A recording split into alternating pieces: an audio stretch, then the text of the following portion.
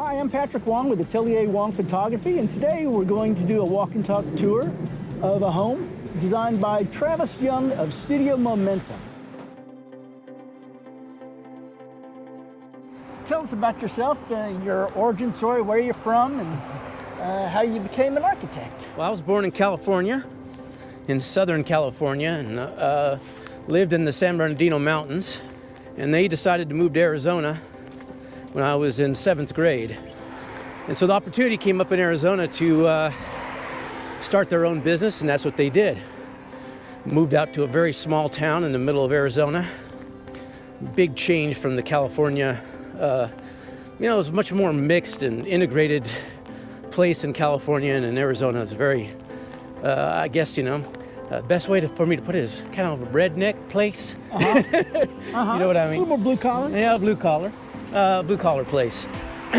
So it was quite a change, but I also got to be free in public lands and go ride my motorcycle and go fishing and do things like that in a lot of the public land, which we don't have in Texas, because everything's privatized here. Like state parks? Yeah, state places, but there's a lot of public land that's owned by the state that's open for people to go and do exploring and that kind of thing. So It was great. Ended up going to Arizona State University, and when I went to go to the university, I was fairly decent at math, and so the default was to go into engineering. I went into the electrical engineering program at Arizona State University, and every elective that I had was at the art college. And right next to it at Arizona State University was the architecture department, architecture college, and they had a gallery in the lower floor. And so I walked in there, and I saw some beautiful drawings, and I thought, wow, I never thought about architecture. However, this is kind of like engineering and art combined. And so I went and talked to an advisor at Arizona State, and they informed me, of course, my first question, watch your step there. Yeah. My first question was, how much money can you make? So the advisor assured me that, you could make money in architecture, no worries. And so there's a wide range of actual income that you could make. It's quite a range. Yeah, but well, anyway. This is, 30-some odd years ago. So that's right. Back then, the internships a lot of them were not paid. That's exactly correct. That has changed a lot, of course, in the profession. But at the time, that was the case. Certainly had that type of a relationship between the interns. Now, Arizona State University had a 4+2 program, which means that they had the first 2 years you took pre-design, and then you had to apply to get into the college for the 4-year program. So you got through, you switched majors. Yes. Graduated in 1990 with a Bachelor of Science in Design, with what they called an architectural emphasis. And then how'd you wind up over in Austin?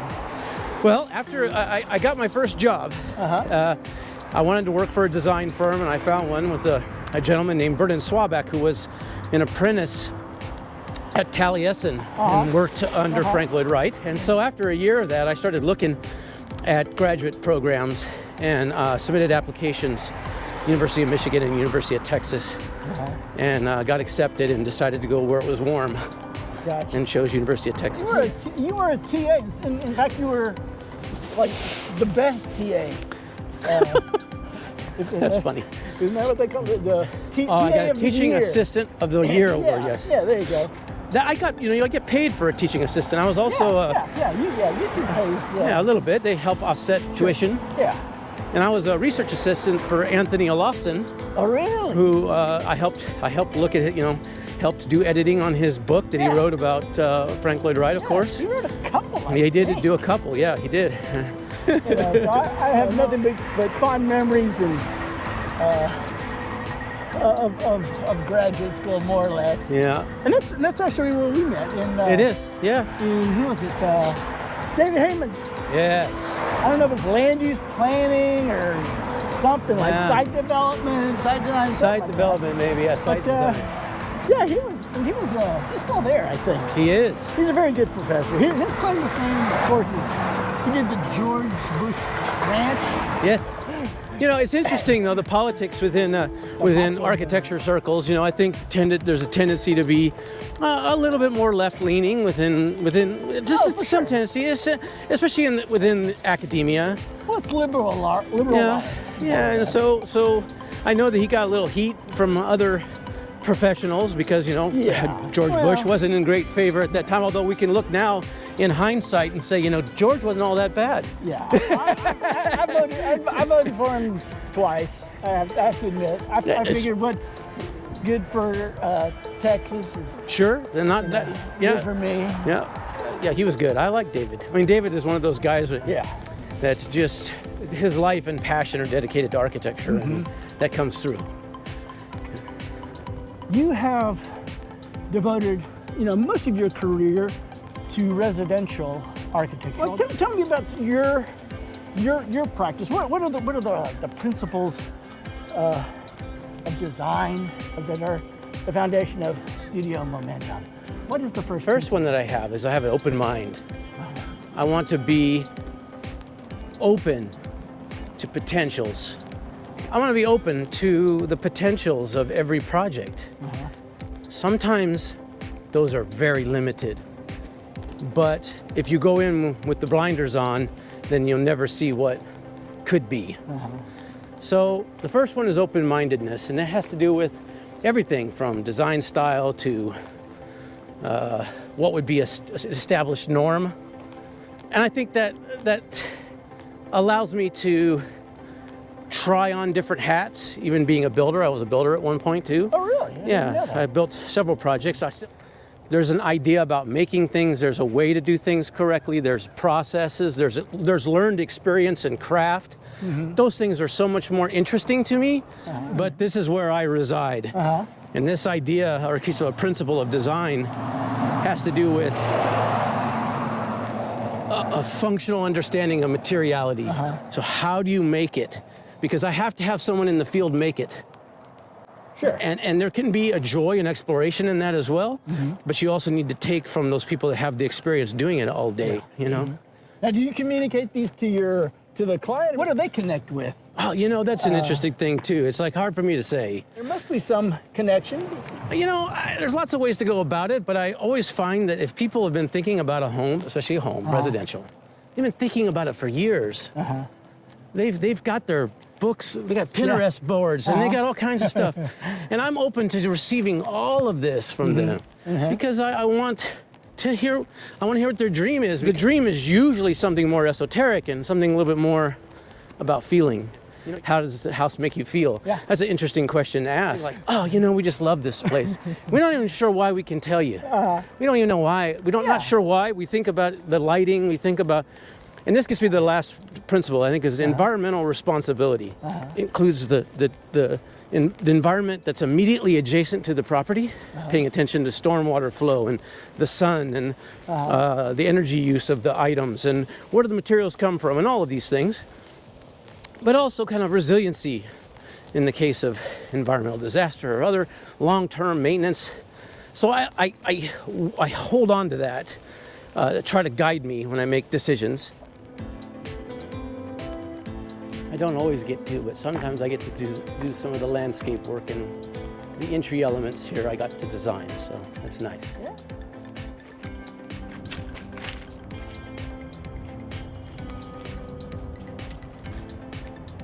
Pleasure to meet your acquaintance again.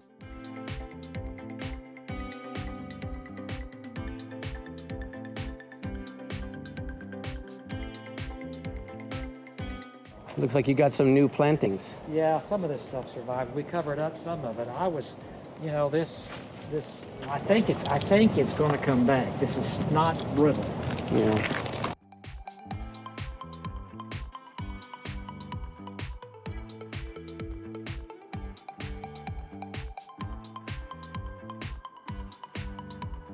But this entry sequence, which includes the porch as well as the water feature, which I believe you brought, that you wanted to do a water feature. And then we talked about kind of location and where it might be, and it's how nice the quality of having the sound of water as you walk into a place. And I've done this on a couple other houses, but just to kind of transition from the outside world into the realm of my home.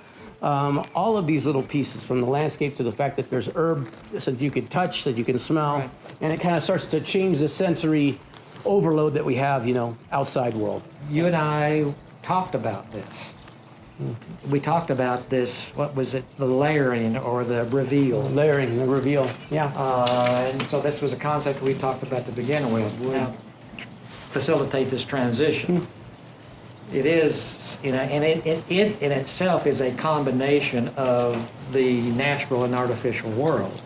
It's water, it's rock, but it's been hewn into a human shape. Yeah.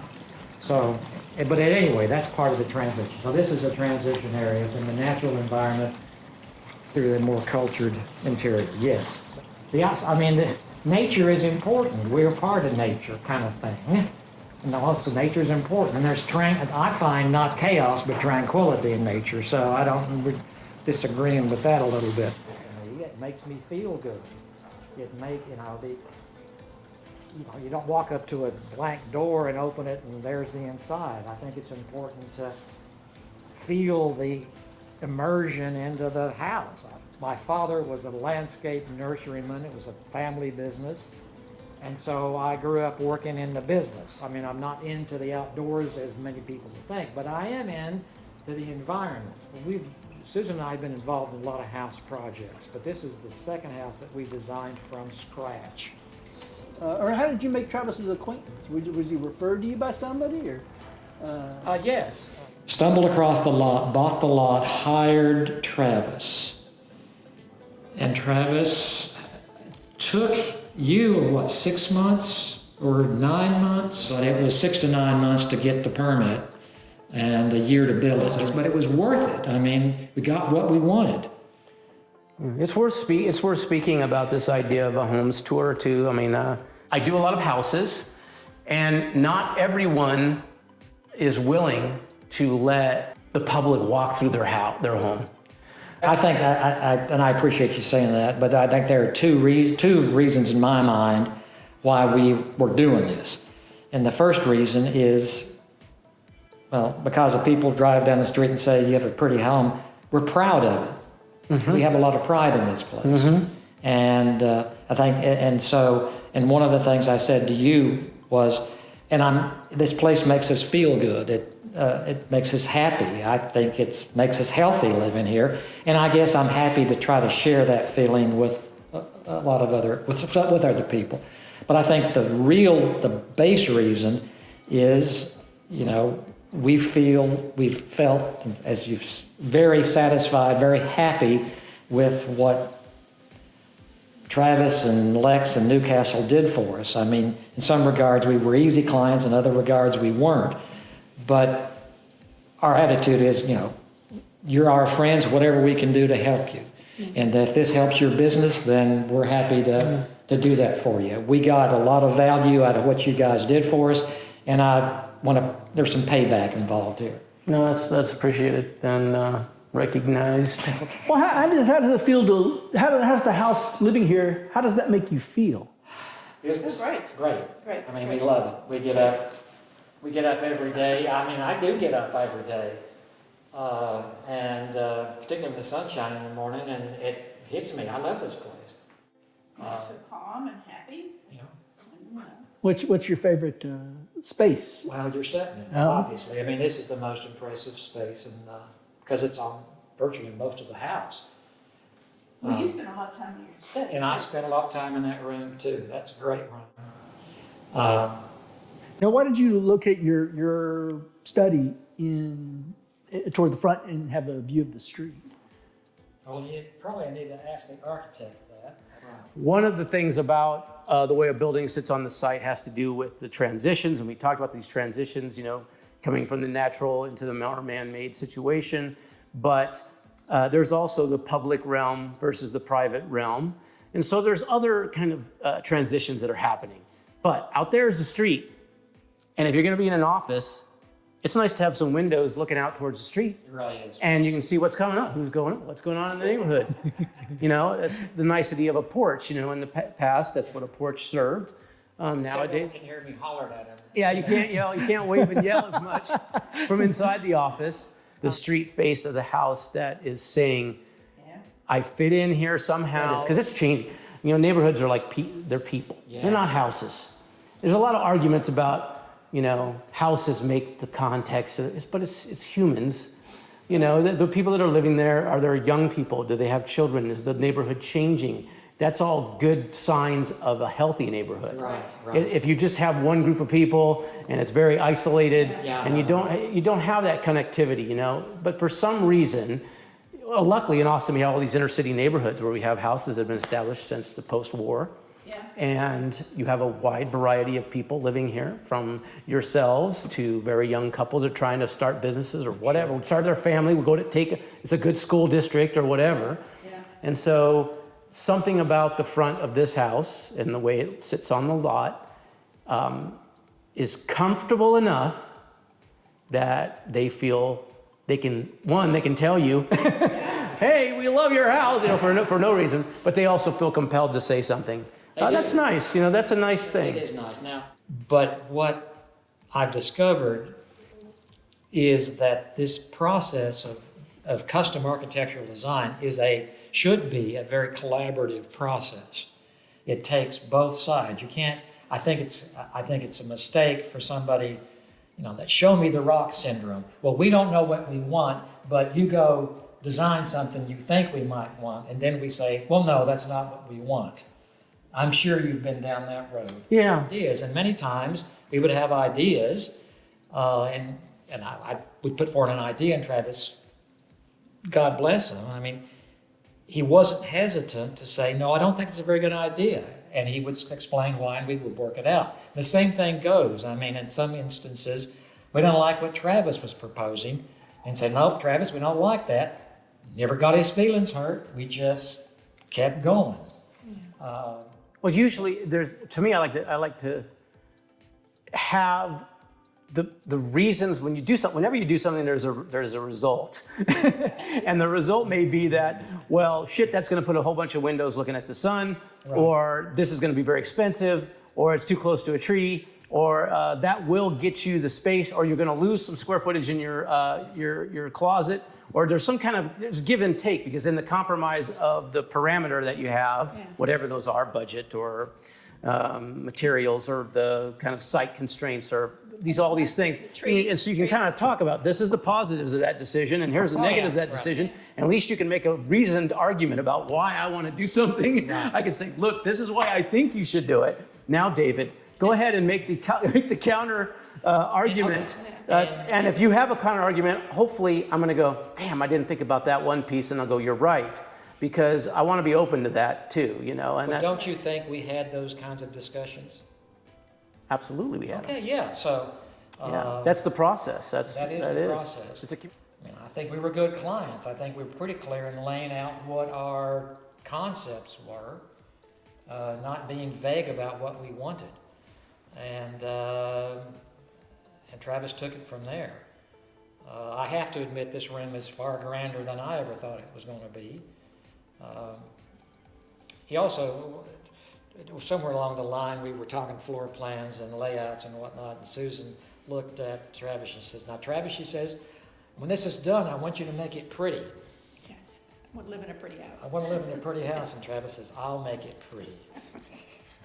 Well, it really is. It's really a wonderful feeling space. Well, I think she was mostly talking about pretty from the outside. But I mean, yeah. She has some pride of place. Right. No, She just wanted to be a good neighbor. Yes, and I think we had a house that fits into the character of this neighborhood as opposed to some of the stuff that's going on. But what can I say? Well, maybe Susan, you could speak a little bit to the relationship of the design process. I think you had concerns about certain things that you were pretty strong. I mean, you felt really strong about a lot of the stuff that we did, from the cabinetry, details, a utility room, your little small office nook that you got over there. Yeah. There's a lot of things that you felt pretty strongly about. That's true. No, I did a lot of the houses, open plan houses you see are lined up, kitchen, dining table, family room, and I didn't want it lined up that way. I mean, if I could have a choice. So that's how we ended up with the dining room. She there. wanted a dining room. From traditional to hard contemporary and hard modern, where would you characterize this on that spectrum? I mean, we came to you and we said we wanted mid-century modern. Yeah. Which is mid-century modern. Yeah. So, but it's. What is that? What is that? What is that? Mid-century modern is not a lot of falseness. In other words, it's usually a very utilitarian kind of use of materials and sidings and things like that. It is definitely openness and sharing of spaces. So in terms of designs, you'll usually see that. You'll see, like you see the ubiquitous corner window or something, right? That kind of opens up something because structurally you could do it. Yeah. But it's been around so long, you can almost argue mid-century modern is almost classic in a way.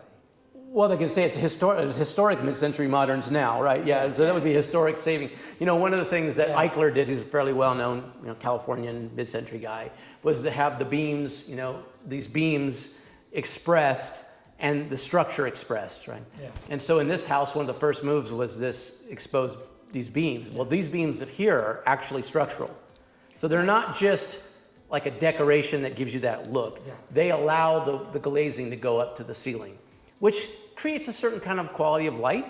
And that those types of considerations are the pieces of mid-century that I like. I mean, I also like patterning. You might see that in some of your tile here. Yeah. There's a kind of joy in patterns of the craft of ceramics, for example, in tile. You'll see that. So, and then, I mean, this is pretty soft, I guess. It's fairly warm on the wood floors. Older mid-century home, you might have a steel window that's a smaller frame, and it would be a color, right, or black. And mid-century, they used to use a lot of like plywood almost, right? Plywood, yeah. Yeah, plywood. Uh-huh. You expose wood on the interior. Yeah, they might see that. It was pretty stark. Actually. Yeah, because it was so utilitarian, and you don't dress it up with anything. You just put a sealer on it, and you're done, or a varnish on it, and you're done. Well, thanks so much for allowing Travis and I to come into your home and to talk with us candidly about the process. Candidly, yes. Well, we're nothing reality. but candid. Reality. Well, it is. Yeah. There's an old project phrase that says nothing would ever get done without the last minute. So,